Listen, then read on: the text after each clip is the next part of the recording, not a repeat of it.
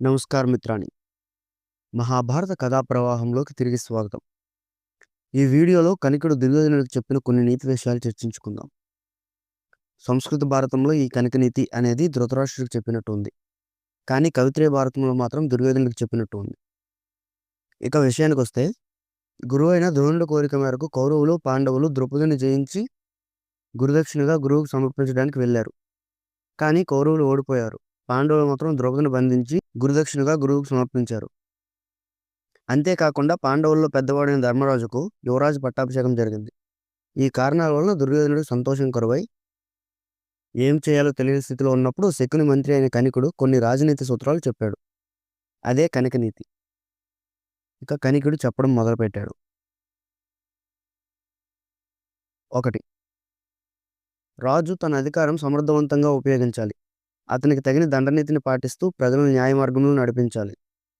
అతని ప్రవర్తన మంచి ప్రాధాన్యమైనది కావాలి. ఇంకా దండనీతిలో వ్యక్తిగత పక్షపాతాలు లేకుండా సమానంగా వ్యవహరించాలి. ఇలా రాజు చేసే ఆజ్ఞల ద్వారా అన్ని వర్గాల వారు తమ జాతి ధర్మాలను గౌరవించి దాని ప్రకారం ప్రవర్తిస్తారు. 2. ఇవి చేయదగినవి, అవి చేయకూడనివి అన్నది తెలుసుకోకుండా చెడు ప్రవర్తన గలవాడైతే అతని తండ్రి అయినా కొడుకు అయినా తమ బాధ్యతలను వదులుకోకుండా సమంజసం, వివేకం కలిగిన రాజు అతన్ని ప్రజల ముందు శిక్షించాలి. 3. ఎటువంటి పనినైనా తెలివైన వారితో కలిసి ముందుగా ఆలోచించి చేయాలి. ముందుగా పరిశీలించి సరిగ్గా ప్రారంభించిన పనులు దెబ్బతినకుండా విజయవంతంగా పూర్తి అవుతాయి. 4. రాజు నేర్పుతో మరియు సమర్థతతో పనులను సాధించాలి. ఏదైనా భయంకరమైన పనిని చేయడం కంటే ముందుగా తనకు ప్రమాదం తలెత్తకుండా జాగ్రత్త పడాలి. తన రక్షణను కాపాడుకొని రాజధర్మాలను సక్రమంగా బాధ్యతతో నిర్వహించాలి. 5. అచ్చమైన బుద్ధితో తన లోపాలను ఇతరులకు తెలుసుకోకుండా తన లోపాలను తనలోనే అంగీకరించి ఇతరుల లోపాలను సరిచేసుకుంటూ దేశం, కాలం, పరిస్థితులను బాగా అర్థం చేసుకుని మిత్రబలంతో కూడిన వాడే రాజు తన ధర్మాలను సరైన విధంగా నిర్వర్తించాలి. 6. శత్రువు నీకంటే బలవంతుడు అయితే అతన్ని బలహీనుడిగా చేసి ఓడించాలి. 7. రాజు తన శత్రువుల పనుల గురించి దూతల ద్వారా సమాచారాన్ని తెలుసుకోవాలి. శత్రు దేశాల విషయాలను తెలుసుకోవడానికి వివిధ రకాల గూఢాచారాలను ఏర్పరచుకోవాలి. 8. రాజు ప్రయాణం చేసే ప్రదేశాలను ముందుగా పరిశీలించి ప్రమాదాలు లేకుండా సురక్షితంగా ఉండేలా చూసుకోవాలి. 9. రాజు వీరు నమ్మదగిన వారు, వీరు నమ్మకూడని వారు అని అనుకోకూడదు. నిశ్చయబుద్ధితో ఎవరిని పూర్తి స్థాయిలో నమ్మకూడదు.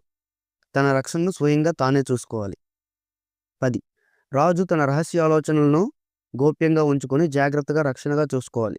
లేకపోతే పనులు విఫలమవుతాయి. 11. చెడు స్వభావం గల నీచులు మాటల్లో కపటంగా ఒప్పుకుంటారు. చేతులు జోడించి నమస్కారాలు చేస్తారు.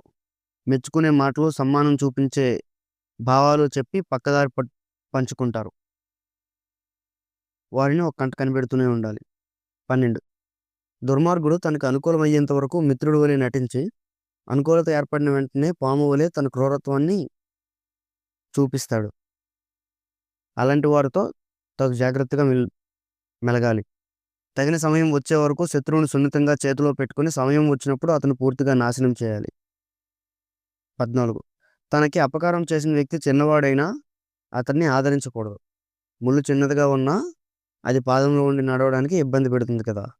15. తనకు అపకారం చేసిన వాడిని దగ్గర ఉంచుకునేవాడు ఎత్తైన చెట్టు కొమ్మపై నిద్రించే వ్యక్తి లాంటి వాడే. 16. శత్రువులు చేసిన అపరాధాలకు సంబంధించి వారిని సమర్థమైన విధానాలతో శాంతిగా వ్యూహాల ద్వారా లేదా వారి నమ్మకాలను పొందేలా మాటలు చెప్పి ఆలస్యం కాకుండా తగిన ప్రణాళికతో చంపాలి. ఇది శుక్రుని అభిప్రాయం. అందుచేత రాజనీతిని ఉపయోగించి శత్రువులను సమర్థవంతంగా హతమార్చడం అవసరం. ఇలా కనికుడు దుర్యోధనుడు కొన్ని విషయాలు చెప్పాడు. వీటినే కనిక నీతి అంటారు. ఇదంతా విన్న తర్వాత దుర్యోధనుడు ధృతరాష్ట్రుడి దగ్గరికి వెళ్తాడు. ధృతరాష్ట్రునితో ఏం మాట్లాడాడు, దుర్యోధనుడి పథకం ఏమిటి అని తెలుసుకోవాలంటే తర్వాత వీడియోస్ కోసం నా ఛానల్ని ఇప్పుడే సబ్స్క్రైబ్ చేసుకోండి. జై హింద్.